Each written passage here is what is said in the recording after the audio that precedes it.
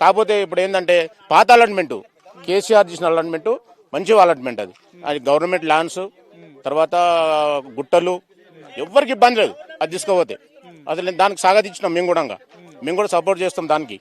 కానీ రైతులకు మేలు చేయాలని ఈ ప్రభుత్వాన్ని కోరుతున్నాం. ఎమ్మెల్యేని డిమాండ్ చేయడం ఒకటే, మీరు పక్క ఊర్లో మీ ఊర్లో ఎందుకు పోతలేవు ల్యాండ్స్? మీరు పాత అలాట్మెంట్ మార్చిరు, మీరు ఆ అలాట్మెంట్ ఉంటే కానపూర్ పొలాలు పోతాయి. కానపూర్ శివార్లు ఉన్నాయి పొలాలు అని జంగారెడ్డిపల్లి పొలాలే ఉన్నాయి. కాంగ్రెస్ ఎమ్మెల్యే ఊరా? కాంగ్రెస్ ఎమ్మెల్యే ఊరు. అయితే ఆ ఊర్లో కూడా మళ్ళీ జంగారెడ్డిపల్లి ల్యాండ్సే కానపూర్ శివార్లు కూడా. కానపూర్ శివార్ల ల్యాండ్స్ కూడా జంగారెడ్డిపల్లి ల్యాండ్సే, మళ్ళీ కానపూర్ శివార్లు లేవు. అయితే ఆయన మార్చింది కూడా ఆయన పొలం 100 ఎకరాలు ఉంటుంది, 100 ఎకరాలు 90 ఎకరాలు ఉంటుంది. అందులోకెళ్ళి 10 గుంటలు 8 గుంటలు అలా పోతాను. వాళ్ళు అన్నది ఒక 5 గుంటలు, ఆయనది ఒక 9 గుంటలు. ఇంకా అంతేవరకు ఆయన సర్వీస్ రోడ్డు పోతే ఆయన కార్పొరేట్ స్కూల్ కట్టుకోవచ్చు.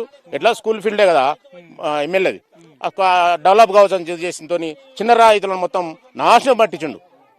ఎమ్మెల్యేకి డిమాండ్ చేయడం ఒకటే, నీ ఊర్లోకి వెళ్ళి తీసుకోవో, మా ఊర్లోకి వెళ్ళి తీసుకోవడం మేము ఒప్పుకుంటాం. నీ ఊర్లోకి ఎక్కడ పోకుండా మొత్తం జంగారెడ్డిపల్లి రైతులు నాశనం కావాలన్నా? పక్క ఊరే కదా, ఈ ఊరు ఆ ఊరు ఒకటే, సేమ్ సర్వే నింబాలరే. దానికి నష్టపరం ఏంది లేదు, మీ విధంగా తీసుకుపోతారు అంటారు కదా. మీ ఇప్పుడు కొంగర రావిరల్లా గవర్నమెంట్ ల్యాండ్స్ చాలా ఉన్నాయి. వీడు ఎక్కడ తీసుకున్నాడు, ఎక్కడ ఇప్పండి, మీరు పొలం ఏంటి? మా రైతులు మేము కూడా ఒప్పించుకుంటాం రైతులను. మాకు పైసలు వద్దు, పొలానికి పొలం మాత్రం నష్టపరాన్ని ఇవ్వాలి. లేకుంటే పుల్లు ధర్నా కాదు, వచ్చి రోడ్ల మీద కూర్చుంటాం. మీరు అసలు అడిగి పెట్టిన పొలంలోకి ఇవ్వండి, పొలం ఇవ్వండి. అక్కడ గవర్నమెంట్ ల్యాండ్ చాలా ఉన్నాయి, ఈ రైతులకు ఇవ్వండి, పొలాలు ఇవ్వండి. రంగారెడ్డి డిస్ట్రిక్ట్ లో పొలాలు గవర్నమెంట్ ల్యాండ్ ఉన్నాయి, మీకు కూడా తెలుసు, మీడియా వాళ్ళకి తెలుసు, అందరికి తెలుసు. అక్కడ ఇవ్వండి, ఎక్కడ తీసుకుంటే అక్కడ ఎక్కడ ఇవ్వండి. దానికి ఒప్పుకుంటాం మేము, మా రైతులు ఒప్పించుకుంటాం. మా పిల్లలు కూడా అక్కడ బతుకుతారు. అదే మా డిమాండ్.